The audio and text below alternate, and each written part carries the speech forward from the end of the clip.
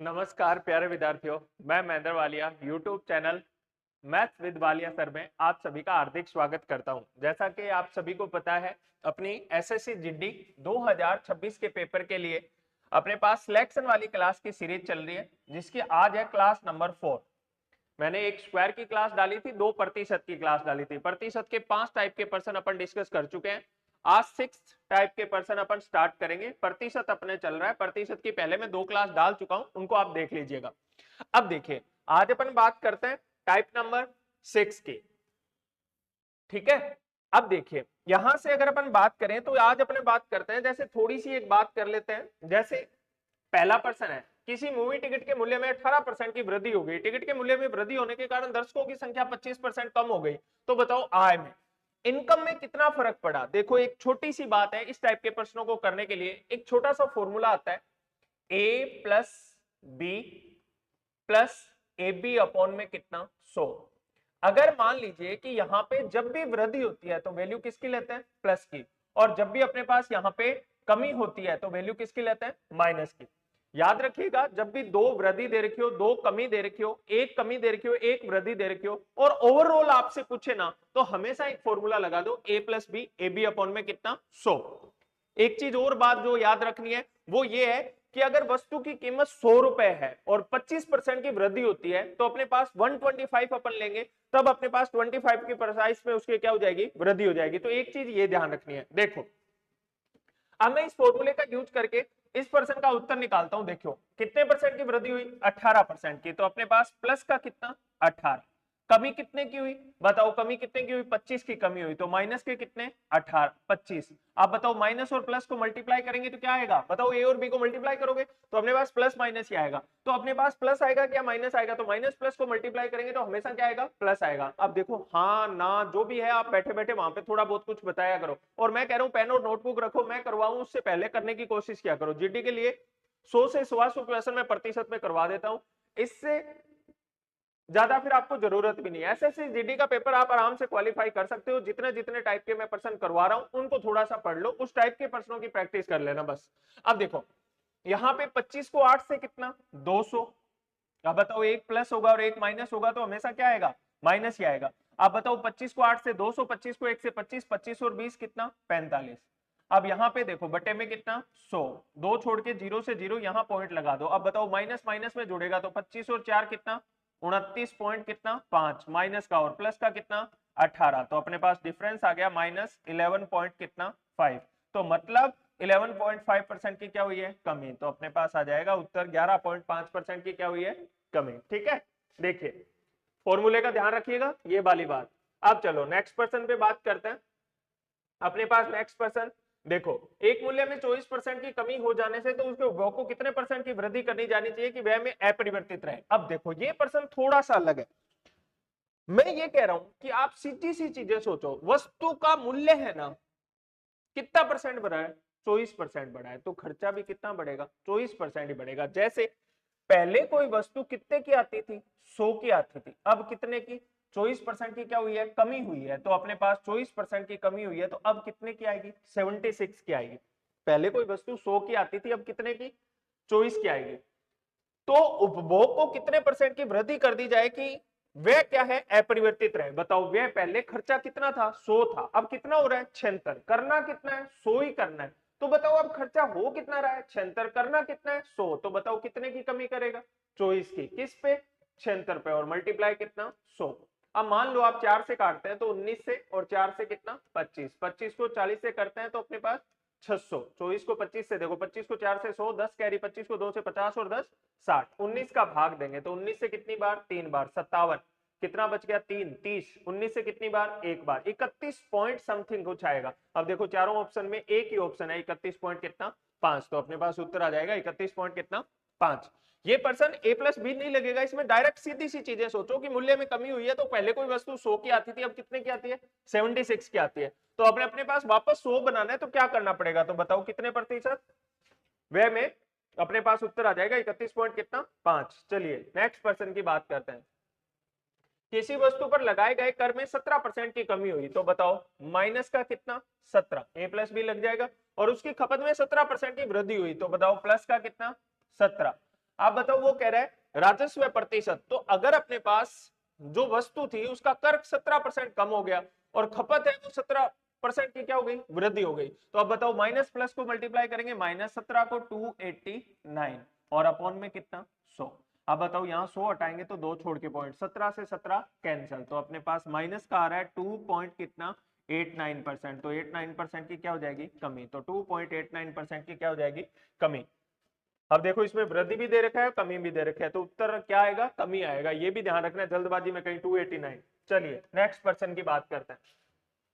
बताओ वस्तु का मूल्य कितना परसेंट बढ़ा, कितना परसेंट कम हुआ 40%, और बिक्री कितना परसेंट बढ़ी 60%। तो ओवरऑल क्या परिवर्तित हुआ वो चीज अगर अपन देखें तो बताओ माइनस का कितना 40, प्लस का कितना 60, माइनस और प्लस माइनस, 6 को 4 से 24, 2400 और बटे में कितना 100। इन दोनों को ए और बी को आपस में मल्टीप्लाई करेंगे तो 2400 आएगा, 2 जीरो से 2 जीरो कैंसिल। आप बताओ 24 और 40 कितना हो जाएगा 64 और माइनस कितना 60, तो मतलब अपने पास ये किसका था माइनस का और ये किसका है प्लस का, तो अपने पास माइनस का कितना 4%, मतलब 4% की क्या हुई है कमी। तो अपने पास उत्तर आ जाएगा कितने परसेंट की कमी, 4% की कमी। देखिए नेक्स्ट पर्सन की बात करते हैं।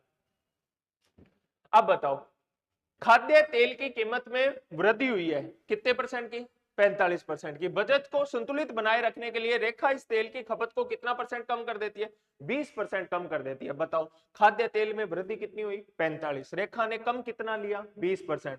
तो ओवरऑल वृद्धि हुई है या कम हुई है वो चीज अगर चेक करनी है तो बताओ ए प्लस बी लगा दो। अब बताओ प्लस का कितना 45, माइनस का कितना 20, 45 का डबल माइनस ही आएगा प्लस माइनस को, और 45 का डबल 900 और बटे में 100, 2 जीरो से 2 जीरो कैंसिल। बताओ प्लस वाला प्लस में 45 माइनस 20 और 9 माइनस का है तो कितना हो जाएगा 29, 29 गया तो अपने पास कितना परसेंट 16%, तो अपने पास 16% की क्या आ जाएगी वृद्धि आ जाएगी। तो अपने पास उत्तर देखो 16%, तो उत्तर आ जाएगा कितना परसेंट 16%। ठीक है चलिए नेक्स्ट पर्सन की बात करते हैं। अगला पर्सन अपन देखते हैं। देखो यहां थोड़ा सा देखो ध्यान दो, पपीते का मूल्य में कितने परसेंट की वृद्धि हुई है 40% की। तो पपीते की खपत को कितना प्रतिशत कमी की जानी चाहिए ताकि पपीते पर होने वाला व्यय है, अब की बार देखो व्यय में कमी या वृद्धि नहीं पूछी, व्यय को ऑलरेडी उसने कितना परसेंट दिया है 10% की कमी दी है। तो यहां ओवरऑल व्यय को अगर वृद्धि होती कमी होती तो एक तो होती प्रतिशत वृद्धि कीमत में और एक होती खपत में। यहां पे अपने पास खपत का दिया है कि पपीते की खपत का तो निकालना है अपने को, तो ये याद रखना कि इस पर्सन को करने के लिए ए प्लस बी नहीं लगाना, ए प्लस बी यहां लगता जब अपने पास खपत और प्रतिशत वृद्धि दे रखी होती और आपसे पूछता क्या व्यय, लेकिन यहाँ पे तो व्यय ऑलरेडी दे रखा है तो इसको 100 मान लो। जैसे सोचो थोड़ा सा इस पर्सन के, मान लो कि पहले खर्चा कितना होता था 100 होता था, वस्तु की कीमत कितनी बढ़ी 40% वृद्धि हुई, तो अब खर्चा कितना होता है 140 होता है, और वो होने वाला व्यय है ना कितना परसेंट कम करना चाहते हैं 10% कम करना चाहते हैं। तो बताओ वो चाहते कितना है 90 चाहते हैं, अब खर्चा कितना हो रहा है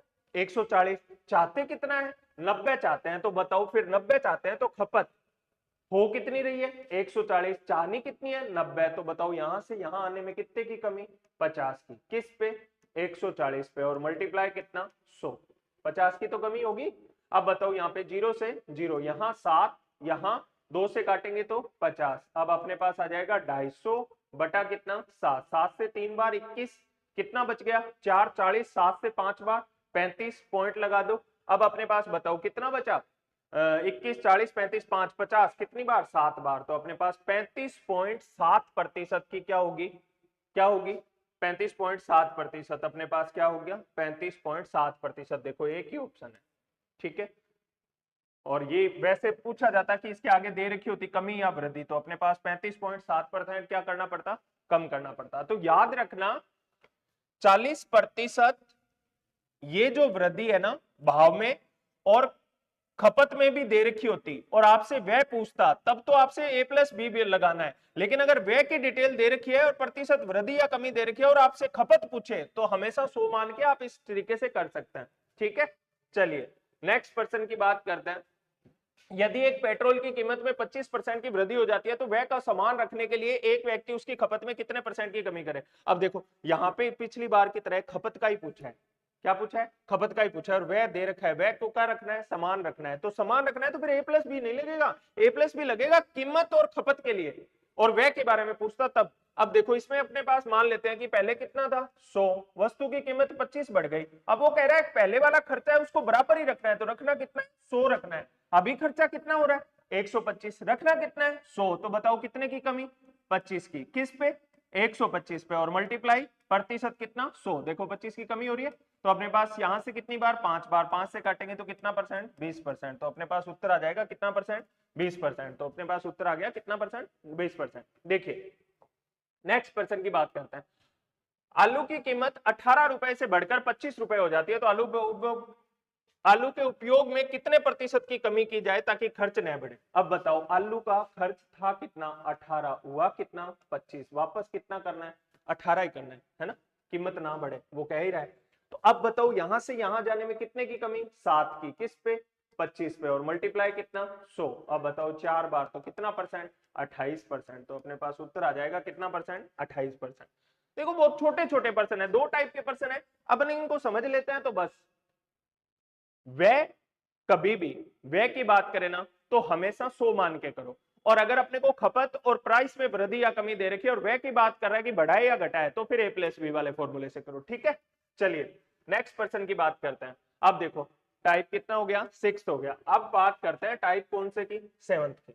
देखो ध्यान से देखो, एक परीक्षा में उपस्थित होने वाले विद्यार्थियों की कुल संख्या में से 93% विद्यार्थी अनुत्तीर्ण हुए और 9275 विद्यार्थी ये उत्तीर्ण हुए और ये अनुत्तीर्ण हुए। तो परीक्षा में उपस्थित होने वाली कुल संख्या, देखो ये बात कोई भी कर लो कि अपने आप में कोई भी संख्या कितना परसेंट होती है? 100%। मान लो क्लास में विद्यार्थी थे कितने परसेंट? 100% थे। कितने परसेंट थे? 100%। अब बताओ कितने विद्यार्थी? 93% विद्यार्थी। 93% क्या हुए? कितने हुए? पास हुए। 93% क्या हुए? पास। तो जाहिर सी बात है 7% क्या हुए? फेल। हाँ कि ना? 7% क्या हुए? फेल हुए। अब बताओ फेल होने वाले कितने हैं? 9275 है। ये कितने परसेंट का मान है? 7% का। और कुल निकालना है तो गुणा कर दो किससे? 100 से। जब भी अपने को टोटल संख्या निकालनी हो तो हमेशा मल्टीप्लाई कर दिया करो किससे? 100 से। अब बताओ 7 की बात करें तो 7 से कितनी बार? एक बार। कितना बचा? 2। 22 कितनी बार? 3 बार। 21 एक बचा। 7 से कितनी बार? 2 बार। और फिर कितनी बार? 5 बार। तो अपने पास 1325 के आगे कितने जीरो लगा दो? 2 जीरो। तो 1,32,500 विद्यार्थी थे। तो अपने पास देखो 1,32,500 विद्यार्थी, ये अपने पास क्या आ जाएगा? आंसर। देखो आंसर भी सेम एक जैसे सही दे रखे हैं तो प्रॉपर ही आना चाहिए उत्तर। ठीक है, चलिए नेक्स्ट अपन देखते हैं। एक कक्षा में 38% लड़के हैं और लड़कियों की संख्या 31 है। अब बताओ उस कक्षा में टोटल विद्यार्थी 100%। अब बॉयज कितने परसेंट है? बताओ बॉयज है अपने पास 38%। तो बताओ फिर 38% है तो 62% क्या हो गई? गर्ल्स हो गई।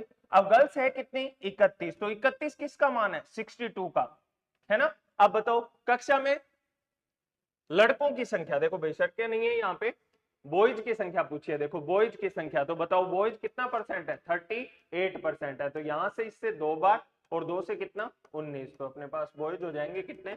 19। ठीक है, इजी सा पर्सन था। बस ये 100% मान लिया करो। एक वैल्यू दे रखी हो प्रतिशत में, दूसरी संख्या दे रखी हो, तो मैंने ये टाइप के पहले भी करवा रखे हैं, उस पर भी ध्यान दे दिया करो। मैथ पर 2 से 3 सेकंड 5 सेकंड लगनी चाहिए। मैथ और रीजनिंग तभी पॉसिबल है जब आप बहुत जल्दी आंसर निकाल पाते हैं। ठीक है, चलिए बात करते हैं नेक्स्ट पर्सन की। अरुण को 20% कम अंक प्राप्त हुए, राजू को वरुण से 30% अंक कम अंक प्राप्त हुए। यदि राजू को 40% अंक प्राप्त हुए हो तो अरुण को कितने अंक प्राप्त हुए? देखो अरुण को वरुण से, अरुण वरुण, ठीक है, और राजू, ठीक है, दो बातें। अब देखो अरुण को वरुण से 20% कम अंक प्राप्त हुए, तो यहां अगर अरुण को वरुण से, तो बताओ वरुण को अगर 100 प्राप्त हुए तो इसको कितने? 80। ठीक है, तो एक तो रेशियो ये बन गया। राजू को वरुण से 30% कम अंक प्राप्त हुए, राजू को किससे? वरुण से। अगर वरुण को 100 मिले तो राजू को कितने मिले? 30% कम मिले, मतलब मिले कितने? 70। अब देखो आपको है कि वरुण की बात करते हैं तो वरुण तो दोनों जगह सेम है ना, 100 ही है, तो बस वरुण का ही कंपैरिजन हो रहा था तो आप ऐसा भी कह सकते हैं कि ये 80, ये 100 और ये कितना 70। ये कौन है? अरुण। ये कौन है? वरुण। और ये कौन है? राजू। अब बताओ किसको प्राप्त हुए? राजू को 140 अंक मिले हैं, मतलब इसका 140 अंक मिले हैं। किसको? राजू को। कितने परसेंट का मान है? 70%। मल्टीप्लाई, अब किसके अंक चाहिए? तो बताओ अरुण के अंक चाहिए। तो अरुण कितना है? 80। यहां से इससे 2 बार 80 का डबल 100 कितना? 60। तो अपने पास उत्तर आ जाएगा 160। ठीक है, यहां देखो वरुण दोनों जगह 100 ही था, है ना, तो ये बात और इजी हो गई, कुछ करना ही नहीं था, रेशो बनाना था सीधा। चलिए नेक्स्ट पर्सन की बात करते हैं। पी क्यू से 20% कम अंक प्राप्त करता है। अब देखो यहाँ पी है, यहाँ क्यू है। अब बताओ पी को क्यू से 20% कम अंक मिलते हैं, मतलब इसको क्यू को 100 मिलते हैं तो इसको कितने मिलते हैं? 80। ठीक है, आगे चलो। आर को क्यू से, आप बताओ यहां कौन है? आर। आर को क्यू से 20% कम अंक मिलते हैं। आर को क्यू से, आर है ना, इसको Q से 20% कम मिलता है। तो बताओ अगर Q को 100 मिलेंगे तो R को 80 मिलेंगे। अब बताओ इसमें भी कितना इजी हो जाता है, रेशियो भी बनाने की जरूरत नहीं है। बताओ यहां दोनों जगह कौन है? Q है, और वो भी क्या है? इक्वल। तो बताओ 80 100 80, मतलब P और R का मार्क्स क्या है? सेम है। अब बताओ R को कितने मिले? 160 मिले हैं, तो P को कितने मिलेंगे? 160 ही मिलेंगे भाई, दोनों का बराबर है। देखो इधर भी 80 है, इधर भी 80 है, ये बीच में 100 है। तो ऐसे पर्सन भी आ जाते हैं। देखो 2024 का पर्सन है, अगर आप थोड़ा सा भी ध्यान देते हो, थोड़ा सा भी सीखने की कोशिश करते हो, रेशियो बनाने की कोशिश करते हो, रेशियो बनाना ही नहीं पड़ा, उससे पहले ही जल्दी से रिजल्ट आ गया। तो बस ये ध्यान रखना है, ठीक है। चलो नेक्स्ट पर्सन की बात करते हैं। एक परीक्षा में एक विद्यार्थी को पहले पेपर में कुल 200 अंक में से 40% अंक प्राप्त हुए, ठीक है। यदि विद्यार्थी को कुल मिलाकर 60% अंक प्राप्त होते हैं तो उसे दूसरे पेपर में 200 में से कितने प्रतिशत अंक प्राप्त हुए? अब बताओ पेपर कितना था? 200, और यहां 200, ठीक है। तो अपने पास 200 और 200 कितना? 400, टोटल कितने? 400। 400 में से 60% मिला है, तो बताओ 400 का कितना परसेंट? 60%। 200 कितने अंक मिले? 40 अंक मिले, ठीक है। पहले वाले 200 में कितने मिले? 40% मिले। देखो मेरी बात सुनो, पर्सन को पढ़ लिया करो थोड़ा सा ध्यान से। अब यहाँ पे 240 अंक टोटल मिले हैं, और पहले वाले पेपर में, फर्स्ट पेपर की बात करें तो 200 में 40% मिला है, तो 40 बटे में कितना? 100, मतलब कितने अंक मिले? 80। 240 में से 80 तो बच कितने गए? 160 बच गए। ये 160 कौन से में मिले होंगे? सेकंड में मिले होंगे। देखो 240 में से 80 घटा दो तो 160 दूसरे में मिले होंगे। कितने में से? 200 में से। और प्रतिशत के लिए 100, 2 जीरो से 2 जीरो कैंसिल, कितना? 80%। तो अपने पास दूसरे पेपर में उसे कितने परसेंट मिले होंगे? 80% मिले होंगे। वापस रिपीट कर रहा हूं, 200 का पहला पेपर था, 200 का दूसरा था, टोटल हो गए कितने? 400। 400 में उसे कुल 60% अंक मिले हैं, तो 60% 200 कितना? 40। पहले वाले 200 में 40% मिला, 100 पे 40 तो 200 पे 80, तो 240 में से 80 पहले वाले पेपर से मिले, तो 160 बच गए, ये दूसरे पेपर से मिले हैं। कितने में से? 200 में से। प्रतिशत के लिए 100, तो 80% दूसरे में लाने पड़ेंगे, तब जाके ये पर्सन होगा, ठीक है। चलिए भाई नेक्स्ट पर्सन की बात करते हैं। एक कॉलेज में 2 कोर्स होते हैं। एमकॉम में 500 में से 450 विद्यार्थी पास हुए, जबकि एमए में 2000 छात्रों में से 1500 छात्र पास हुए। तो कॉलेज में संयुक्त उत्तीर्ण प्रतिशत क्या है? अब देखो यहां अगर बात करें अपने पास संयुक्त, तो अपने पास देखो 500 और 2000 है ना टोटल, तो अपने पास टोटल विद्यार्थी है कितने? 2500, ठीक है। अब यहां बताओ कितने हुए? 450, और यहां पे कितने हुए? 500। तो 500 और 450 मतलब 1900 कितने? 50। और प्रतिशत के लिए 100, 2 जीरो से 2 जीरो कैंसिल, 25 से बताओ 7 बार, 175, 20 कैरी 25 से 8 बार, मतलब टोटल कितना परसेंट पास हुए? 78% अपने पास पास हुए हैं। बिल्कुल सिंपल सा पर्सन था, एक लाइन में उत्तर आ गया, ठीक है। चलो टोटल बात करते हैं। एक परीक्षा में एक विद्यार्थी ने एक परीक्षा में 75% अंक प्राप्त किए, और उसे 60% अंक प्राप्त करने वाले दूसरे विद्यार्थी से अंक से 30 अंक अधिक प्राप्त हुए, ठीक है। तो परीक्षा में अधिकतम अंक कितने थे?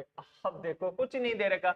एक विद्यार्थी को मिले 75, एक को मिले 60%, दोनों का डिफरेंस 15%। 15% कितने अंक अधिक है? 30 अंक अधिक है। तो ये 30 अंक है, ये कितने का मान है? 15 का, मल्टीप्लाई 100, ये इससे 2 बार 200 अंक। टोटल उस परीक्षा में कितने अंक थे? 200। देखो कितने सिंपल सिंपल प्रश्न आए हैं, एक बार पढ़ लो बस, थोड़ा सा ध्यान दे दो, परीक्षा पास। एक परीक्षा में संदीप को उत्तीर्ण अंकों में से 55% कम प्राप्त मिले। देखो नेक्स्ट पर्सन की बात करते हैं, ठीक है। एक परीक्षा में संदीप को उत्तीर्ण अंकों से 55% कम अंक मिले, मतलब जो पास होने वाले अंक थे उससे कितना प्रतिशत? 55% कम मिले हैं। 55% पासिंग मार्क्स से 55%, मतलब जो अंक मिले हैं पासिंग मार्क्स उसका 55% कम करना है। उसे मिले कितने? 223.2 अंक मिले। यदि उत्तीर्ण अंक प्रतिशत 62 थे, देखो अपने पास उत्तीर्ण अंक कितने थे? 62 थे। बताओ उसको कितने कम मिले? 55 कम मिले। तो 100 में से 55 कम मिले हैं, तो 100 में से 55 घटाओगे तो मिले कितने? 45। तो अपने पास 62% अंकों का उत्तीर्ण अंक देखो कितने हैं? 62% है, उससे कितने कम है? 55 कम है। तो बताओ मिले कितने कम? 45 मिले। बटे में कितना? 100। 45 का डबल 90, 45 को 6 से 270, 270 और 9 289। अब बताओ दो छोड़ के पॉइंट, तो अपने पास मिले कितने परसेंट अंक मिले? 27.90% मिले हैं। अब बताओ अंक कितने मिले हैं? बाय 223 पॉइंट कितना? 2 बटे किसका मान है? 27 पॉइंट कितना? 9 का, और मल्टीप्लाई 100। अब बताओ पॉइंट से पॉइंट कैंसिल हो जाएगा, पॉइंट से पॉइंट कैंसिल, 9 के पाड़े में। अब बताओ 2 बार नहीं जाएगा, 4 बार नहीं जाएगा, 6 बार नहीं जाएगा, 8 बार चला जाएगा। अब इसको 8 से मल्टीप्लाई करोगे तो 8, तो अपने पास कितना? 800। ये 9 के बारे में 2 कब आता है? 8 बार में ही आता है। तो अपने पास उत्तर कौन सा? 800। ठीक है, समझ आई बात। नेक्स्ट पर्सन की बात करते हैं। देखो यहाँ पे भी एक विद्यार्थी ने परीक्षा में 60% अंक प्राप्त किए और उसे 80% अंक प्राप्त करने वाले एक दूसरे विद्यार्थी से 24 अंक कम मिले। अब बताओ ये तो कुछ भी नहीं है, 80% माइनस 60% का जो डिफरेंस है वो कितने परसेंट का? 20% का। और 20 का मान कितना दे रखा है? 24। ये 20 का मान है। अब वो कह रहे हैं परीक्षा में अधिकतम अंक कितने थे? तो गुणा कर दो किससे? 100 से। तो यहां से 5 बार, तो मतलब 100 कितना? 20। तो कुल अंक उस परीक्षा में अपने पास अंक थे 100 कितने? 20। छोटे छोटे पर्सन है कई कई। अब देखिए नेक्स्ट पर्सन की बात करते हैं। एक उम्मीदवार को 50% अंक प्राप्त करता है, वह 100 अंकों से अनुत्तीर्ण हो जाता है। लेकिन एक अन्य उम्मीदवार, देखो मोस्ट इंपोर्टेंट, बहुत अच्छा पर्सन है, ठीक है, पास और फेल में प्रेजेंट टाइम में पूछे जाने वाला सबसे बेस्ट पर्सन है। मतलब एक उम्मीदवार है फर्स्ट और एक उम्मीदवार है सेकंड। वो कह रहे हैं एक उम्मीदवार को 50% अंक प्राप्त करता है, वह 100 अंकों से अनुत्तीर्ण हो जाता है। लेकिन एक अन्य उम्मीदवार 78% अंक प्राप्त करता है और उत्तीर्ण होने से 30% अंक अधिक प्राप्त करता है। तो अधिकतम अंक कितने थे? अब देखो ये वाली बात, अगर 30 अंक दे रखे होते ना तो इजी हो जाती, लेकिन देखो ये पर्सन काफी अच्छा पर्सन है, ठीक है ना। अब देखो यहां से बात करते हैं अपन, तो यहां देखो दोनों उम्मीदवारों को क्या कर लेते हैं? एग्जैक्ट पास कर लेते हैं, ठीक है, पास ही करते हैं पूरा का पूरा। अब बताओ पहले वाले को कितना परसेंट मिला? 50%। और कितने से फेल हुआ? 100 से। अगर ये 100 अंक उसको दे दिए जाए तो वो क्या हो जाए? पास। अब बताओ दूसरे को कितना मिला? 78%। जो पास होने से कितने परसेंट अधिक है? 30% अधिक है। अगर मान लीजिए ये 78% है, ये 30% अधिक का मान है, मतलब ये जो मान है वो किसका है? 130 का। और मेरे को तो एग्जैक्ट पास करना है, पूरा पूरा पास करना है, तो मान किसका चाहिए? 100 का। 0 से 0, 13 से कितनी बार? 6 बार। तो मतलब पास होने के लिए कितने परसेंट अंक लाना अनिवार्य है? 60%। इधर बताओ 50% प्लस 100 और इधर कितना परसेंट? 60%। तो बताओ ये अगर 50 इधर जाएगा तो प्रतिशत को प्रतिशत की तरफ ले जाओ, तो 60 में से 50 गया कितना? 10%। और 10% बराबर कितना है? 100। तो 1% बराबर कितना आ जाएगा? 10। तो 100% बराबर कितना हो जाएगा? 100% बराबर बताओ कितना हो जाएगा? 1000। तो उस परीक्षा में कुल अंक कितने थे? 1000 थे। ये वाली बात देखो, मोस्ट इंपोर्टेंट पर्सन है, बहुत अच्छा पर्सन है ये, इसकी ध्यान रखना, ठीक है। अगले पर्सन की बात करते हैं। टाइप कितना? 8। 8 और 9 दो टाइप के या 3 टाइप के पर्सन बचते हैं, वो अपन डिस्कस करेंगे कल, ठीक है। आज के लिए इतना ही। जुड़े रहिए मैथ्स विद वालिया सर से टेलीग्राम और यूट्यूब पे। Thank you.